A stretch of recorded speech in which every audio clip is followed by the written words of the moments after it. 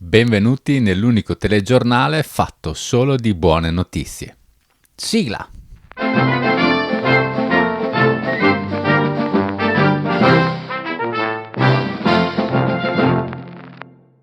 Ciao a tutte le videoamatrici e i videoamatori di Senza Fissa Dimora e benvenuti nel nostro consueto appuntamento con le buone notizie. Questa settimana ho raccolto 3 buone notizie per voi e in più c'è un piccolo bonus, oserei dire finalmente, anche dall'Italia. Proprio alla fine del video, quindi restate con me, non andate via. Partiamo con un sondaggio che ci viene dal Belgio e che ci viene da fonti ufficiali che, come tutti ormai abbiamo capito, sondano il terreno prima di fare qualsiasi nuova restrizione o indurire le vecchie restrizioni o comunque in qualsiasi modo vogliano gestire un po' il periodo attuale, abbiamo ben capito che i sondaggi vengono molto ascoltati, soprattutto a livello di comunicazione, ma anche poi a livello di legislazione.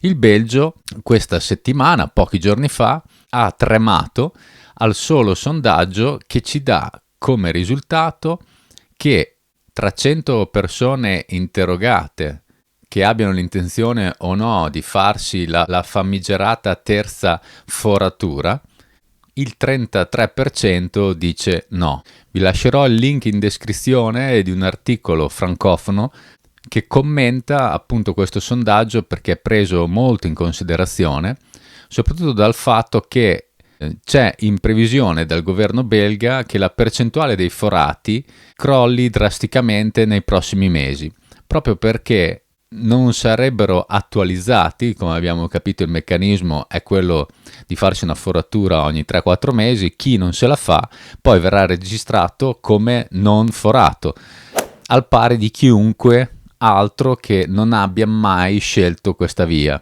Solamente però un 49% si è dichiarato apertamente favorevole e di questo 33% il 17% si dice comunque dubbioso in maniera negativa e il restante 16% si dice contrario a priori. Nello stesso periodo un sondaggio francese riguardante la potenziale possibilità di estendere la foratura anche ai bambini dai 5 ai 12 anni, che va detto proprio in questi giorni il primo ministro accusa la propria figlia di averlo contagiato proprio perché non forata, in maniera quasi diffamante, vergognosa.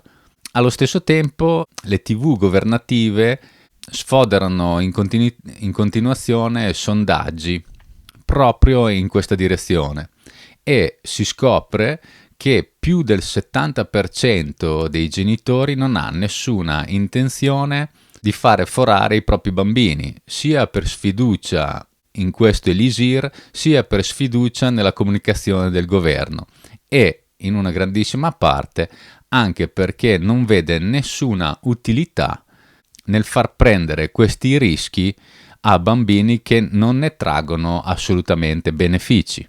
E tutti sappiamo che queste banderuole che sono al governo dicono una cosa e poi ne fanno un'altra, ma la vedo veramente dura di fare obblighi, di imporre comunque questa soluzione come un obbligo. Ma la seconda vera notizia incredibile della settimana è il potenziale ritorno di Trump, un ritorno di fiamma che sembra scaldare la poltrona del suo successore Joe Biden. Biden che si trova adesso ai minimi storici di popolarità insieme a tutta la sua governance, sia per il tasso di disoccupazione che sale vertiginosamente, sia per la tipologia di comunicazione che non è certo quella del Donald che noi tutti conosciamo.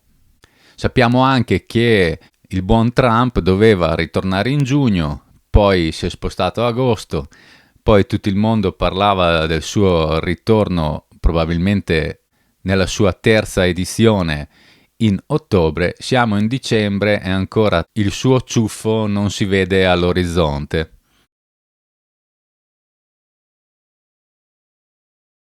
La Trumpite è un po' come un'influenza. dovrebbe arrivare ogni 3-4 mesi, ma ultimamente nessuno l'ha mai vista. Ma ciò che possiamo dire con certezza è che è uscito il suo libro proprio in questi giorni. Dal di lì un insieme di network lo hanno intervistato, tra cui una TV inglese, dove l'ex presidente non ha risparmiato colpi a nessuno, soprattutto all'amministrazione Biden, dicendo che le prossime elezioni federali saranno origine di un terremoto alla Casa Bianca. In un'altra intervista, rilasciata sempre per il lancio del suo libro, questa volta a una televisione israeliana, Donald Trump non si risparma di mandare a farsi, queste sono le sue parole, il suo grande amico Bibi, nonché Netanyahu.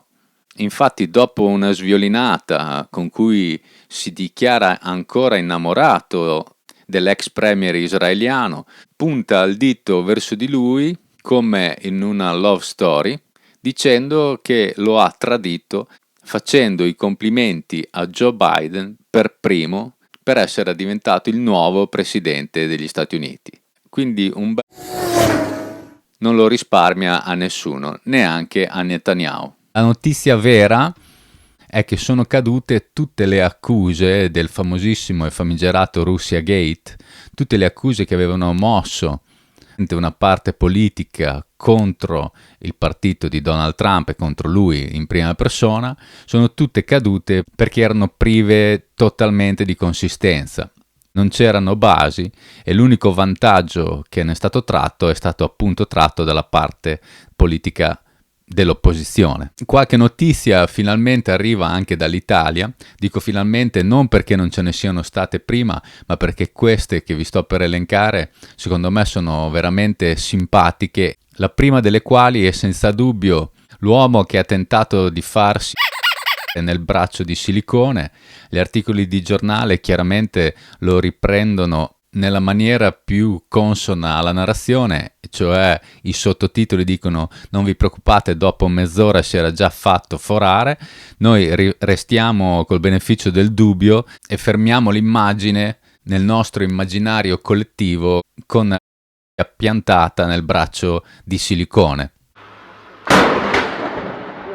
In una sfida Italia-Francia che va contro la narrazione che vorrebbe che queste due nazioni diventino più vicine come non mai, il professore e premio Nobel Luc Montagnier denuncia infatti un tronista come Bassetti.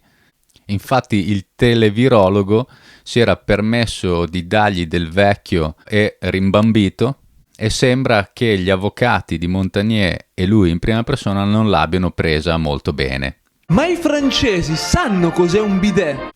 Chiudo con l'ultima good news dall'Italia ed è una notizia di cronaca riguardante i fatti di Livorno. Infatti durante un controllo per verificare l'obbligo sui mezzi pubblici, da quello che si legge in alcuni giornali, non in tutti, sono stati effettuati 300 controlli e di questi 300, 100 erotti non avevano il pass. Questo è il titolo allarmante e allarmista. Il sottopancia ci dice che di questi 180 ce l'avevano ma non l'hanno voluto mostrare e solamente 20 non ce l'avevano. L'articolo continua sparando numeri a caso dicendo che più del 90% delle persone che hanno utilizzato i mezzi pubblici in quel giorno avevano un pass. Non si capisce che calcolatrice abbiano usato, visto che se su 300 in 100 non ce l'hanno sarebbe il 33%, anche se questi 80 dovessero averlo, ma non c'è nessuna prova e sicuramente non li si può inserire tra quelli che ce l'hanno, non avendolo mai fatto vedere. Ma niente, la telecronaca delle telefinzioni continua sempre e solo in una direzione che noi conosciamo benissimo, diventando sempre più tragicomica. Spero che queste notizie vi siano piaciute. Io vi saluto, vi ringrazio di essere stati con me fino alla fine del video. Se vi è piaciuto il video, sempre pollicione in su. Se ne volete vedere altri, abbonatevi al canale e se volete sostenermi anche un po' economicamente, c'è il link in descrizione. Vi ringrazio e al prossimo appuntamento.